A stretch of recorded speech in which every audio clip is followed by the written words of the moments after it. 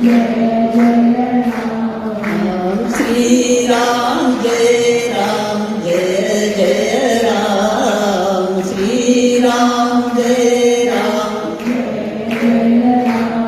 धर्म का प्रकाश हो, पाप का विनाश हो, प्राणियों में विश्व का, गौ माता की गौ हत्या बंद हो, गौ हत्या, मंदिरों की मर्यादा सुरक्षित हो, मंदिरों की मर्यादा सुरक्षित हो। नमः पार्वती पते हर हर महादेव। आइए आज हम सब ऑस्ट्रेलिया की इस पावन धरती पर एकत्रित हुए हैं। यह राहुल जी एवं सरी जी का स्नेह और समर्पण है। आपके लिए हम हृदय से कृतज्ञ हैं। और आइए एक बार करतल ध्वनि से राहुल जी और सरी जी का अभिनंदन करें।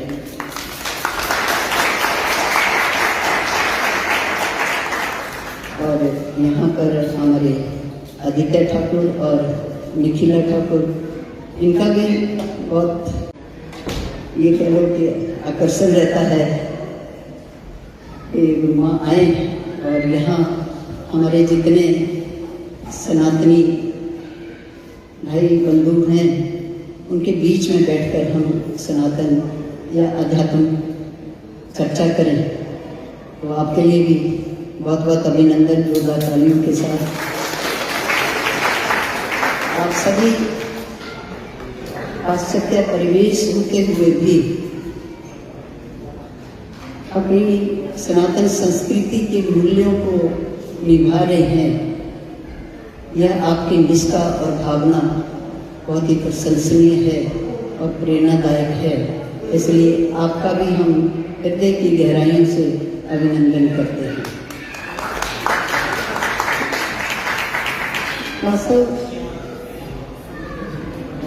कोई किसी भी देश में जाकर रहे, किसी भी संस्कृति में जाकर रहे, जिसके हृदय में आध्यात्मिकता का प्रकाश है, कहीं भी जाकर रहे, वो अपने जीवन को धर्म मर्यादा और साधना प्रधान बनाए रखते हैं। क्योंकि वो जानते हैं कि सनातन धर्म जो है वही हमारा मूल है। वो जानते हैं कि धर्मो रक्षिति रक्षिता, कि हम धर्म की रक्षा करेंगे तो धर्म भी हमारी रक्षा करेगा। ये तो सब जानते हैं। जब तक हम अपने मूल से जुड़े रहेंगे तभी तक खड़े रह सकते हैं। जब तक हम अपने धर्म से जुड़े रहेंगे तो हम विकास की ओर बढ़ते जाएंगे। धर्म की डोर हाथ से छूट गई तो यूं समझ लो कि पतंग कट गई। बड़े सरल शब्दों में आपको थोड़ी सी चर्चा करेंगे। जितना समय हमें यहाँ मिला है 1.5 घंटे का, तो अध्यात्म चर्चा कि हमारा जो धर्म है, ये तो सब जानते हैं कौन सा धर्म है, बोलिए ना, सनातन धर्म है। और ये कब से है? कब से है? अनादिकाल से। अनादिकाल से इसी से सब कुछ उत्पन्न हुआ है। जो भी आप धर्म का नाम देंगे, जो भी नाम दे सकते हैं, यह दिया गया है, लेकिन मूल रूप से सनातनी है और ये अनादिकाल से है। भगवान शंकर के उपासक सभी हैं। और अभी एक बेटी हमारे पास बैठी थी तो यही चर्चा हो रही थी। तो भगवान शंकर किसकी पीठ में बैठते हैं? किसकी पीठ में बैठते हैं? वृषभ की, नंदी की, बैल की। वो कौन है? वो नंदी कौन है? तो वृश्चिक कौन है? यही धर्म का स्वरूप है। भगवान शंकर धर्म की पीठ पर बैठते हैं। और ये धर्म को जन्म देने वाली कौन है? कौन है? गौ माता। देखिए आपने यहाँ भी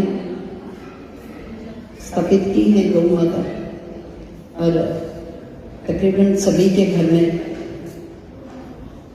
धेनु वो सब मानते हैं, सब सनातनी, क्योंकि ये हमारी पृथ्वी का जो स्वरूप है वो गाय है। पृथ्वी का जो चेतन स्वरूप है वो गाय है। अब वृश्चिक को जन्म देने वाली कौन है? बोलिए ना, गौ माता। बड़ा सरल सा है, गौ माता। और आज हमारे भारत में उसी गौ माता का तिरस्कार हो रहा है, उसी की हत्या हो रही है। बड़ी दुखदायी बात है। उस माँ का बड़ा निर्ममता के साथ उसको काटा जा रहा है। तो आप सब क्या चाहते हैं? देखिए, हम तो अभी ये जो गौ माता राष्ट्र माता की जो मुहिम चल रही है, इसमें 9-10 वर्षों से मैं जुड़ी हूँ, और तब से निरंतर देश में विदेश में जहाँ जहाँ हमें सौभाग्य मिलता है हम पहुँचते हैं, अपने सनातनियों के बीच में ये सब चर्चा करते हैं। कि हम चाहते हैं कि सब सुरक्षित रहें, सब बलिष्ठ रहें, सब शांतिपूर्वक अपना जीवन निर्वाह कर सकें और अपने जीवन को सार्थक कर सकें। उसके लिए प्रयास रहता है कि जहाँ भी हमें मौका मिलता है हम जाकर ये अध्यात्म चर्चा करते हैं। जैसे हमने कहा कि जिसके हृदय में आध्यात्मिकता का प्रकाश है, कहीं भी जाकर रहे, वो किसी भी संस्कृति में जाकर रहे, कितने देश विदेशों में, कितने देशों में हम गए, तो वहाँ कितने हमारे जो सनातनी लोग हैं बहुत गहराई से जुड़े हुए। अब पिछले वर्ष यहाँ ऑस्ट्रेलिया में भी हम आए, तो यहाँ जितने लोगों से हम मिले हमें बहुत अच्छा लगा। सब चाहते हैं कि हमें अपने सनातन का कुछ ज्ञान मिले, आध्यात्मिक मार्ग में हम चले और अपने जीवन को सार्थक बनाए, शांतिपूर्वक। क्या चाहिए? शांति तो चाहिए। शांति से हम अपने जीवन को निर्वाह कर सकें। तो उसके लिए तो शांति को तभी जब हम अपने मूल से जुड़ेंगे। मूल की दुर्दशा हो रही है। मैंने कहा कि 9-10 वर्ष पहले हमें एक महात्मा जी मिले, कथा वक्ता गोपाल मणि महाराज जी। वो उत्तराखंड के ही रहने वाले हैं, उत्तराखंड के लोग भी यहाँ बैठे हुए हैं। तो उत्तराखंड के रहने वाले, उन्होंने कहा कि हम गौ माता को राष्ट्र माता का सम्मान दिलाने के लिए एक मुहिम हमने शुरू की है, तो आप भी इस मुहिम में जुड़ जाइए और अपने भक्तों को भी जोड़ दीजिए।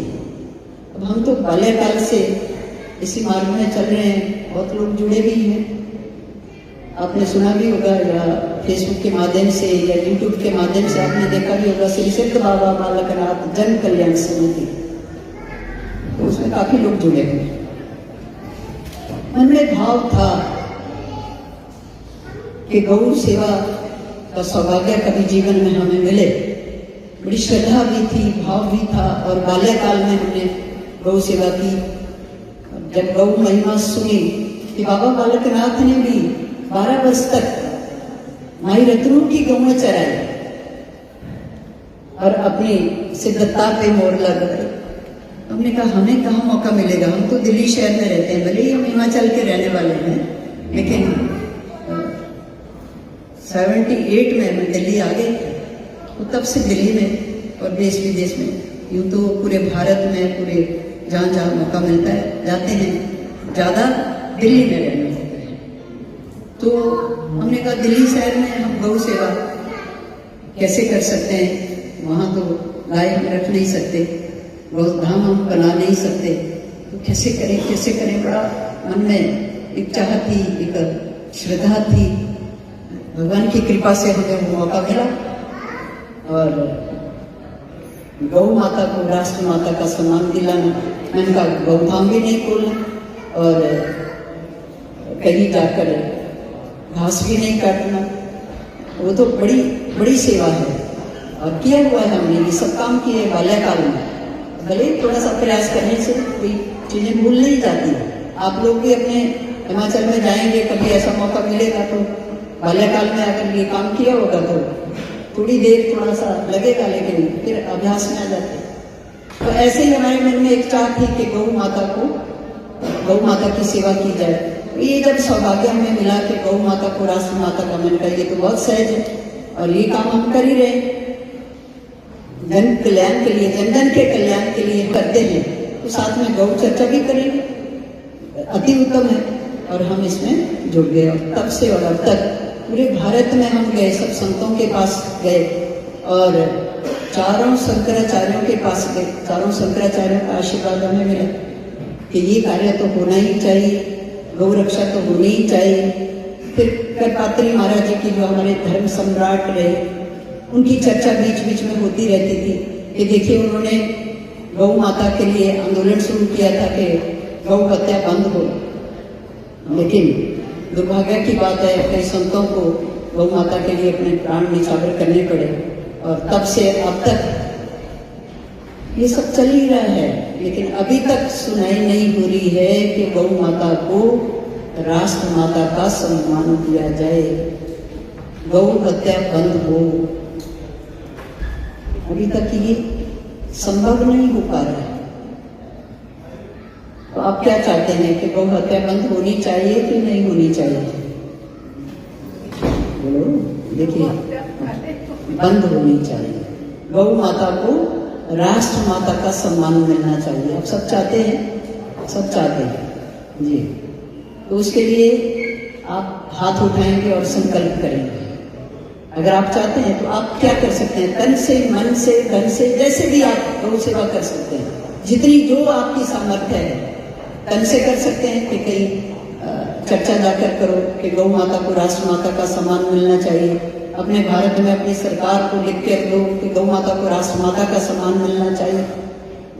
मन से, और ये सब नहीं कर सकते तो मन से प्रार्थना करो कि हे ईश्वर, आप कृपा करो, गौ माता को राष्ट्र माता का सम्मान मिले, गौ हत्या हमारे भारत में बंद हो। मन से तो कर ही सकते हैं, सब कोई कर सकता है।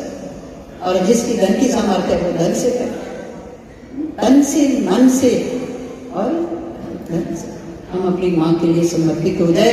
तो उसके लिए आज आपने सबने संकल्प करना है, हाथ उठाना है। बोलिए इस, सबने हाथ उठाना है। देखिए, मन से तो आप प्रार्थना कर ही सकते हैं, मन से प्रार्थना कर सकते हैं। तो हाथ उठाइए, संकल्प करेंगे। बड़ा सहज है, कठिन नहीं है। बोलिए, ऑस्ट्रेलिया में सिडनी की इस पावन धरती में गौ माता की शरण में बैठकर हम सब संकल्प करते हैं कि आज से गौ माता के लिए काम करेंगे, गौ माता को राष्ट्र माता का सम्मान दिलाने हेतु काम करेंगे, प्रयास करेंगे। नमः पार्वती पते हर हर हर महादेव। अब आप सबने अपने संकल्प को याद रखना है। गौ माता को राष्ट्र माता का सम्मान दिलाने के लिए तन से, आप अपने भारत में जाते हैं, वहाँ गौ चर्चा हो रही है, ऐसा कोई आंदोलन चल रहा है, कोई कथा चल रही है, तो वहाँ जाकर शामिल हुए, अपने बंधु बांधवों को जोड़े। और आप ऑस्ट्रेलिया में बैठे हैं तो मन से प्रार्थना करें। प्रार्थना बहुत काम करती है, प्रार्थना में बहुत शक्ति है। आप यहाँ बैठकर देखिए, हम सबके माथे में गौ हत्या का कलंक लगा है कि नहीं लगा है? क्योंकि हमने, आप कहेंगे कि क्यों हमारे माथे में क्यों गौ हत्या का कलंक लगा? हमने गौ हत्या नहीं की, लेकिन कहीं ना कहीं हम भूल गए हैं, हम चुप गए हैं। हमने गौ हत्यारी सरकारों को अपना मतदान किया है, नहीं? तो उन्होंने गौ हत्या की, हमने उनको शक्ति दी, हमने उनको ये पावर दी और उन्होंने गौ हत्या की। उन्होंने की, हमने उनको शक्ति दी, तब उन्होंने वो गौ हत्या की। तो वो गौ हत्या का पाप हमारे सिर पर भी लगा है। तो गौ हत्या के पाप से ऋण होने के लिए हम मन से तो प्रार्थना कर सकते हैं कि हे ईश्वर, हमारी माँ को माँ का सम्मान करें, गौ हत्या बंद हो जाए। और जब आप जाएं तो आप और जब यहाँ ऐसी आज ये गौ चर्चा हो रही है, आप सब सम्मिलित है, तो आपको इस बात का पुण्य मिलेगा। और संकल्प भी कर लिया तो कहीं ना कहीं मन में ये बात रहेगी कि हमने संकल्प किया है तो गौ माता को राष्ट्र माता का सम्मान दिलाने के लिए हमने प्रार्थना करनी है। और धन से भी सेवा कर सकते हैं तो करिए। हमारे जो गुरुदेव हैं, पूरी देश दुनिया में उनको आज सब देख रहे हैं, सुन रहे हैं। 1008.guru उनका जो फेसबुक एड्रेस है, यूट्यूब का एड्रेस है, ये 1008.guru के माध्यम से आप देखते होंगे कि वो पूरे देश में 2023 में गौ माता के लिए एक बहुत बड़ा आंदोलन दिल्ली में रामलीला मैदान में हुआ था। तो जब चारों शंकराचार्यों जी का आशीर्वाद हमें मिला और उन्होंने कहा कि हम आपके साथ हैं, तो 2023 के आंदोलन में ये ज्योतिष पीठाधीश्वर जगतगुरु शंकराचार्य स्वामी श्री अभिमुक्तेश्वरानंद जी दिल्ली पहुंचे आंदोलन में। और तब से अब तक निरंतर गौ माता के लिए काम कर रहे हैं। आपने देखा होगा कि नंगे पैर माँ के लिए वो चल रहे हैं, जगह जगह अपने सनातनियों की रक्षा के लिए। हम सबके सिर से गौ हत्या का पाप उतर जाए, ये ज्ञान हम सबको दे रहे हैं, हम सबको समझा रहे हैं कि गौ हत्या का पाप हमारे सिर से उतर जाए, हम तनाव से निकल जाए, हम डिप्रेशन से बाहर आ जाए, हमारे भीतर वो शक्तियों की जागृति हो। प्रकृति का नियम है, शरीर तो वृद्ध होगा, है ना, लेकिन मन स्वस्थ रहे, मन जवान रहे। क्या करना है उसके लिए? बहुत सहज विधि है, बहुत सरल है कि निरंतर ईश्वर का नाम चलता रहे, हमेशा अपने आराध्य को याद रखें। ऐसे भी तो हम कितना कुछ अपनी यादों में रखते हैं, कितना कुछ रखते हैं, सब बंधु बांधवों को, परिवारजनों को, और कितनी चीजें हम अपनी यादों में रखते हैं, लेकिन उससे कितना लाभ है ये आप विचार करें। वास्तव में शांति को, जब ईश्वर को, अपने आराध्य को हम अपनी यादों में रखेंगे, तभी मन स्वस्थ होगा, मन शांत होगा। वास्तविक सुख की प्राप्ति कभी होगी जब हम उसका नाम जपेंगे, परमात्मा का हर समय, हर श्वास में। यूं तो चल ही रहा है, लेकिन भूल गए ये संसार जो है ये बड़ा भूल भुलैया है। यहाँ आकर हम भूल जाते हैं कि हमारा लक्ष्य क्या है, हमारा गोल क्या है। सब चीजें याद रखते हैं, लेकिन अपने लक्ष्य को भूल जाते हैं। और वो कितना सहज है उसको पूरा करना, नाम जपना, सिर्फ और सिर्फ। आप सबने नाम तो धारण किया ही होगा, गुरु दीक्षा तो ली होगी, है? कितने लोग हैं जिन्होंने गुरु धारण किया है, गुरु दीक्षा ली है?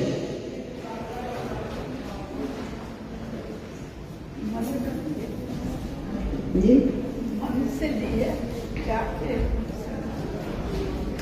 लेकिन गुरुमुख से मंत्र, भगवान का नाम लेना बहुत जरूरी है। जो गुरुमुख से नाम मिलता है वो सिद्ध होता है, उन्होंने जपा होता है, वो निरंतर उस काम को करते हैं, उसमें सिद्धि प्राप्त होती है। इसलिए गुरु धारण करना, गुरुमुख से नाम लेना जरूरी है। तो हम शांति तो चाहते हैं, सुख तो चाहते हैं, लेकिन वो युक्ति हमें नहीं आती, या संसार में आकर हम भूल गए। बात को समझने के लिए थोड़ा सा उदाहरण के तौर पर, एक राजा ने एक बगीचा बनाया। उनकी एक बेटी थी, बड़ी सुंदर थी, तो उन्होंने कहा कि अब मैं अपनी बेटी का विवाह करूंगा। उसके लिए उन्होंने बड़ा एक सुंदर सा बगीचा बनाकर और उसमें सभी तरह की वस्तुएं रच दी, सारी सुख सुविधाओं का सामान उस बगीचे में उन्होंने रच दिया और कह दिया कि जो मेरी बेटी के साथ विवाह करना चाहता है वह इस बगीचे में घूमकर और इस बगीचे में ही मेरा महल है, मेरे महल में आएंगे, मुझे मिलेंगे। उसी से मेरी बेटी का विवाह होगा जो सूर्य अस्त से पहले पहले बगीचा घूमकर मेरे पास पहुंच जाएगी। अब जो बगीचे में आए वो बगीचा इतना विशाल था, इतना अद्भुत था कि वहां आकर वो भूल जाए कि सूर्यास्त से पहले पहले हमने राजा के पास जाना है, राजा की बेटी के भी साथ विवाह करने की इच्छा तो है, लेकिन उस बगीचे में वो इतना विशाल था, भूल जाते थे उसमें आकर और सूर्यास्त हो जाता था। कितने लोग आए और चला गए, सूर्यास्त से पहले वो राजा के पास नहीं पहुंच पाए, राजा के महल में प्रवेश नहीं कर पाए। तो ऐसे एक बुद्धिजीवी जिसने कहा कि ये बगीचा तो बड़ा अद्भुत है और एक से एक वस्तु इसमें है, एक से एक चीज इसमें आकर्षित करने वाली है, लेकिन हम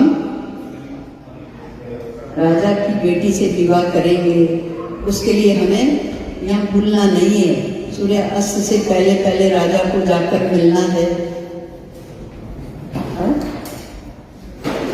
तो जल्दी से पूरे बगीचे में घूमकर राजा के महल में चला गया, राजा की बेटी के साथ विवाह हो गया। बोला अब राजा भी हमारा है, राजा की बेटी भी हमारी है और ये बगीचा भी हमारा है। ठीक उसी तरह परमात्मा ने इस संसार रूपी बगीचा तैयार किया है और इसमें एक से एक वस्तु सुख सुविधाएं के लिए, शरीर के सुख सुविधा के लिए एक से एक सुख हमारे लिए उन्होंने यहाँ स्थापित कर दिए और हम आकर इस संसार रूपी बगीचे में भूल जाते हैं। और इसी संसार रूपी बगीचे में उन्होंने इस शरीर रूपी महल बना दिया, बनाया कि नहीं? ये शरीर रूपी महल इस संसार रूपी बगीचे में उन्होंने स्थापित कर दिया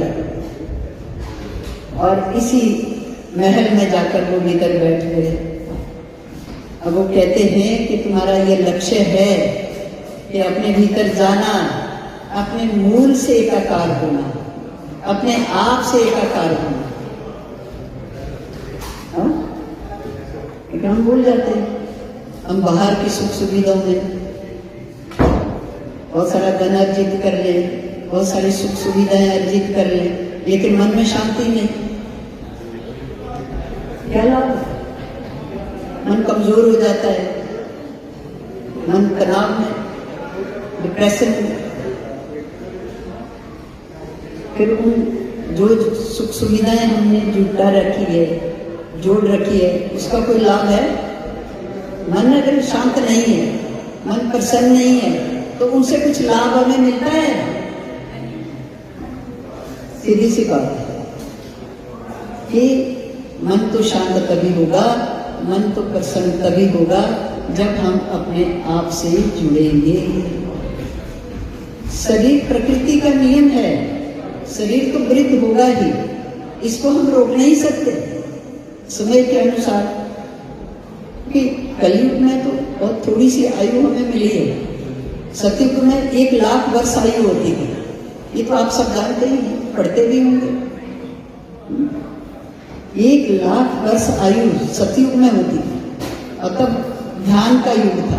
कई वर्षों तक लोग ध्यान करते थे, अपने आप को स्वस्थ रखते थे, बलिष्ठ रहते थे, वृद्ध भी हो जाते थे तो कितना जोश होता था, क्योंकि मन स्वस्थ प्रसन्न रहता है, अपने अंतःकरण की शक्तियों को जगाया ध्यान के माध्यम से। और फिर त्रेता में राम युग जब आया तो योग यज्ञ का युग था, तो उसमें 1,00,000 से 10,000 वर्ष आयु रहे। सुन रहे हो आप? सतयुग में 1,00,000 वर्ष आयु और त्रेता में 10,000 वर्ष आयु रहे और द्वापर में 1,000 वर्ष। द्वापर प्रेम युग था, भगवान श्री कृष्ण से सबको प्रेम था और जिसको प्रेम था उसका जीवन सार्थक हो गया। जो भूल गए पिछड़ गए। तो कलयुग में कितना रह गया? सिर्फ 100 वर्ष। हाँ, और 100 वर्ष में भी कोई पहुंचता है, सब नहीं पहुंच पाते। आजकल तो 50, 60, 70 है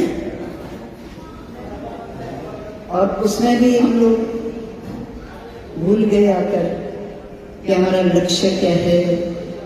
और कितना सहज कर दिया ईश्वर ने कलयुग में कि आप चलते फिरते सोते जागते कहीं भी कोई भी काम आप घर का कर रहे हैं, ऑफिस में है, कहीं भी कोई बिजनेस कर रहे हैं, नौकरी कर रहे हैं, कुछ भी आप कर रहे हैं, आप भगवान को याद रखो, उसका नाम जपते जाओ, अपने आप जुड़ जाएंगे। आपको कुछ करना नहीं है। कितना सहज कलयुग में कर दिया। क्योंकि आयु कम हो गई, समय कम हो गया, तो उन्होंने उतना ही सहज कर दिया कि आप नाम जपो। अब हमारी श्वासें चल रही है, इनको हम रोक सकते हैं? नाम क्यों रुके? नाम भी श्वासों में चलता रहे। अब थोड़े समय के लिए थोड़ा प्रयास हमें करना पड़ेगा कि श्वासों में नाम चलता रहे, तो उसके लिए हमें थोड़ा समय मेहनत तो करनी पड़ेगी। और भी तो कितनी मेहनत हम करते हैं, यहाँ तो सब कुछ अपने आप करना पड़ता है। कितने व्यस्त हैं सब, समय समय पर सब कुछ। यहाँ के नियम कानून कितने अच्छे हैं, उसके अनुसार हमें अपने आप को ढालना पड़ता है। लेकिन श्वास से तो नहीं रुकती, श्वास तो चल रही है। कितने भी व्यस्त हैं, श्वास कहीं नहीं रुकती। श्वास रुक गई तो राम नाम सत्य है। नहीं, ये शरीर एक कदम भी नहीं चल सकता उसके बिना। परमात्मा के होने से हम है। हमें हमेशा इस बात को याद रखना चाहिए कि उसके होने से हम हैं। अब उसके साथ ही नहीं जुड़े तो स्वस्थ कैसे रह सकते हैं? शरीर भी स्वस्थ नहीं रह सकता और मन भी। मन के जो रोग है वो शरीर में आते हैं।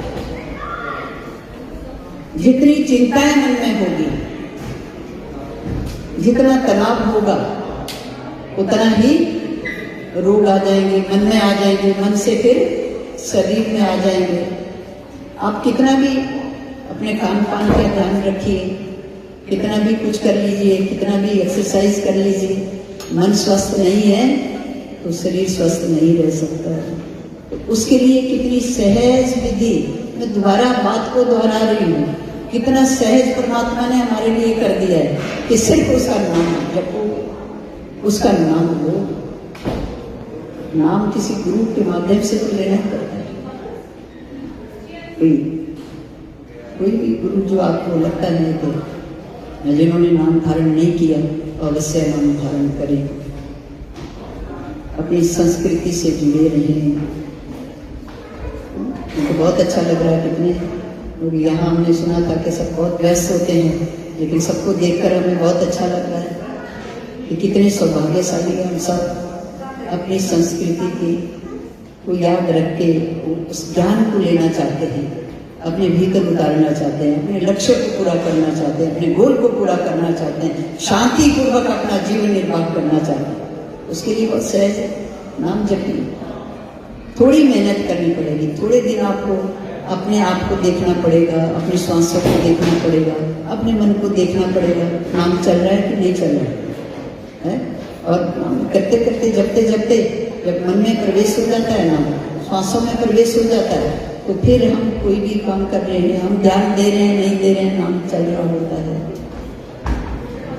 जब ध्यान देंगे तो देखेंगे कि नाम तो चल रहा है। हम किसी से भी बात कर रहे हैं, कोई भी काम कर रहे हैं, अभी तो वो नाम चल रहा है, वो लौ जली हुई है, ज्योति। कभी भी आप, और थोड़ी सी युक्ति और बता दूं कि हमारे दोनों भावों के बीच जो हमारा ध्यान केंद्र है,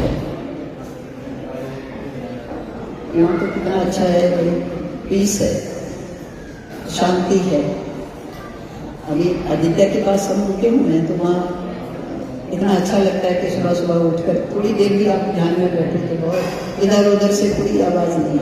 यूँ तो जब ध्यान में बैठने की हमें, ध्यान में रहने की हमें आदत पड़ जाती है, तो कितना भी शोर होता रहे कोई फर्क नहीं पड़ता।